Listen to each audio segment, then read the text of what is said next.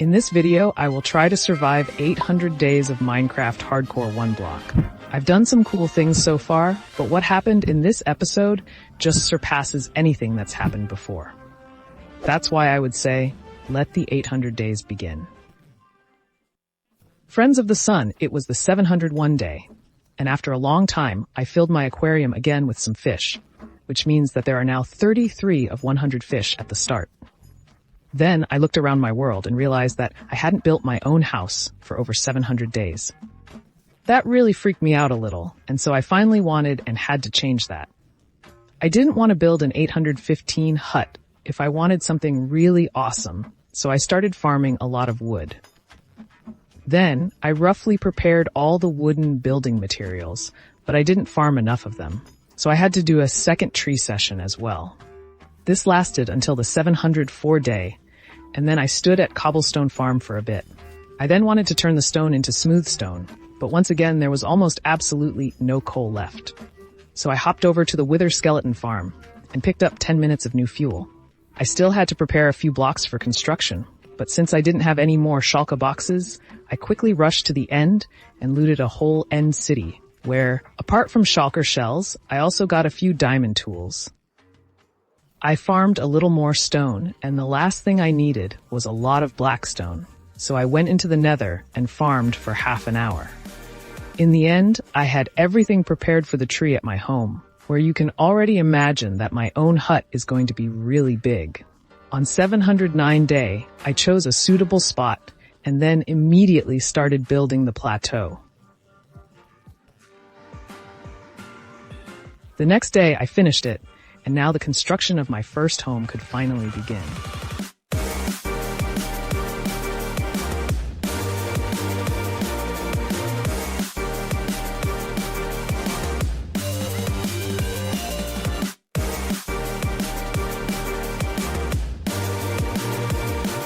On the 728 day, I finished the Japanese temple, and I'm really excited to hear what you guys think about it.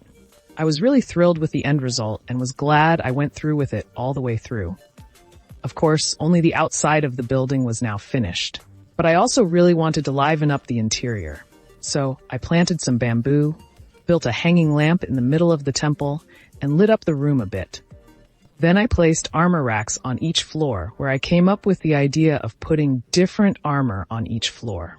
Starting at the bottom with the worst and full netherite armor at the top, I started a few and then built a little decoration on the first floor.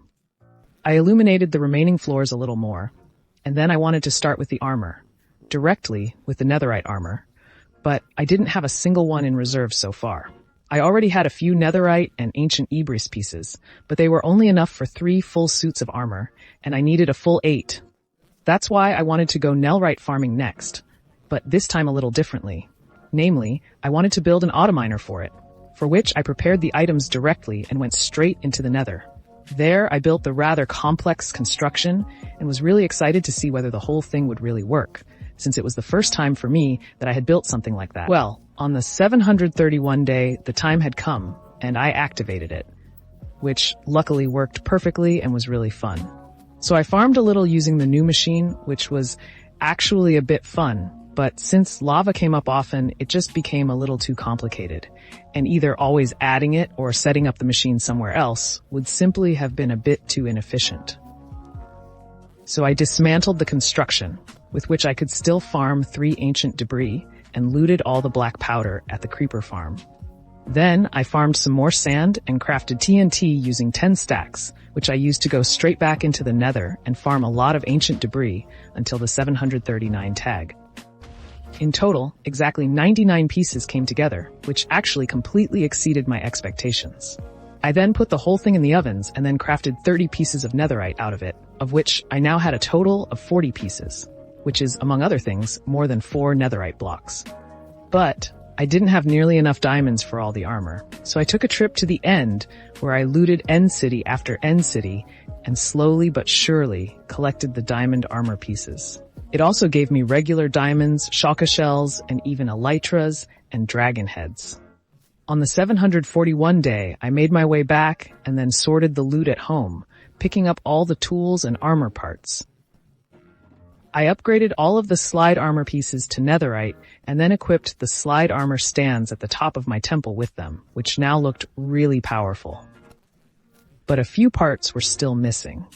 I then completed the room with the iron armor and hung all the diauls on the first floor, where a few were still missing, but it looked cool. I packed all of the iron armor into the barrels of the candle and then went to repair my already excessively broken pickaxes. The next thing I wanted to tackle with my base was the platform, which should firstly be round and secondly made of grass. So I started removing the earth that was under the temple so that I could use it where you can see it. Finished with that, I started to expand the platform of the island with the dried food I had just won, where you can see that unfortunately more soil was needed, so I crafted the remaining coarse dirt, turned it into normal soil with the hoe, and farmed a little more soil for 10 minutes. With that, I was able to start making the island a little rounder, although here again I ran out of soil.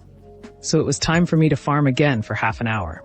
But now I really had enough dirt. Now I could build the island of the Japanese temple really round, which looked a lot better. But it would look even better if it wasn't just a platform, but also a clever island like my other little ones. So I built it all the way down, and it was really at the bottom and I couldn't place any blocks underneath it. The problem now was that if I wanted the island to have the same proportions as the others, I had to build at least 30 blocks further down, which obviously wasn't possible. Well, I still had to try to make the best of it. So I started farming stone at my cobblestone generator and did so for 25 minutes until my pickaxes were about to give up. So I took a short detour to the gold P-arm and then another 20 minutes for the remaining cobblestone and cleanstone farmed. Making sure I'd have enough wobbles to light, I made a quick hop to Wither Skeleton Farm, where I caught 3 stacks of coal. But then I was ready, and first tried to create a reasonably good path from the bottom of the island, which was absolutely not easy, and took a few tries. Ultimately, this version was the best I could manage. Not perfect, but I couldn't do it much better. Well, we continued with the second side, and then with the first lower quarter of the island, which was incredibly difficult, and that's why it took so much time. When I was done with it, I was able to look at it from the outside, which didn't look perfect for a long time, but I think it was pretty okay. But that was only a quarter of the fun. The rest didn't happen by itself, and so on the 758th day, I started building the remaining underside of the largest island in my world to date. I finished it on the 766th day, and yes, it looks a bit weird, but I don't think it's too bad, considering the circumstances. A little unnatural, but whatever. Now I wanted to get back to work on the interior design. I wanted to equip the armor racks on the bottom floor. The worst armor was planned, namely leather armor. For each armor stand, I thought I would put up a different colored leather armor. So I first collected every single color, and then I started dyeing one armor at a time. And oh yes, I equipped the armor with enchanted shoes. I don't know exactly why. With my current leather, I only managed to set up 5.5 full sets of armor, of which I needed 16 in total. So I've been breeding my cows again for ages.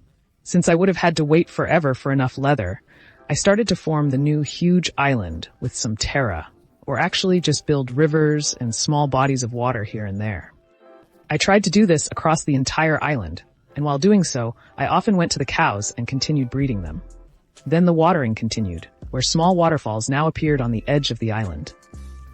On the 769th day, I finished it, and then I went to slaughter most of the cows, which didn't even give me leather for 2 more suits of armor. If I had only relied on the cows, the leather armor would have taken forever, so there was a slight change of plans.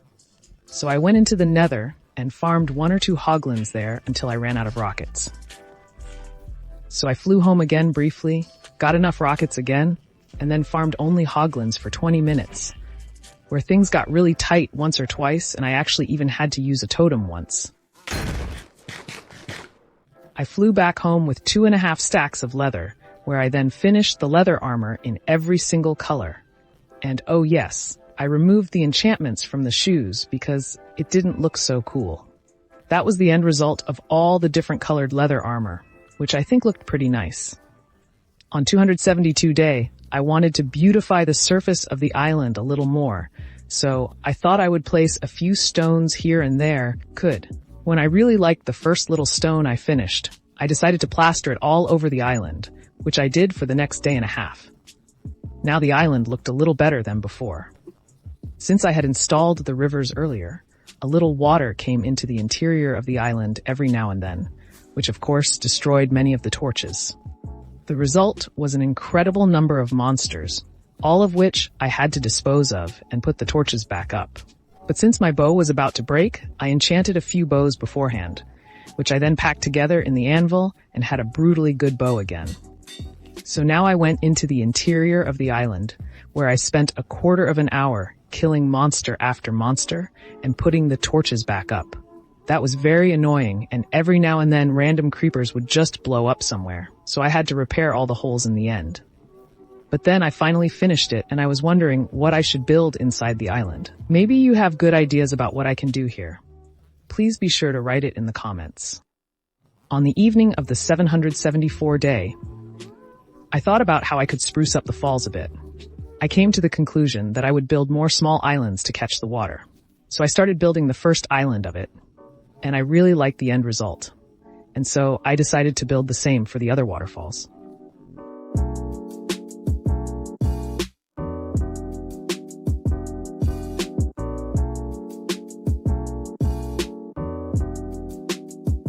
I think that looks really nice. But I left the last island free so that I could build a small house or something else on it later. Since I wanted to more or less finish the island in the 800 days, all the decoration on the surface was of course still missing. So I first prepared all the items and then just started building on it without any real concept or plan.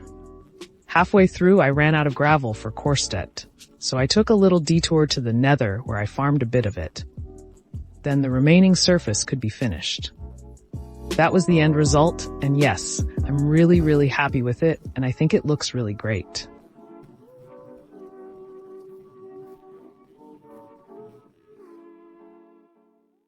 I then checked my storage once again for a long time, which was just completely gone.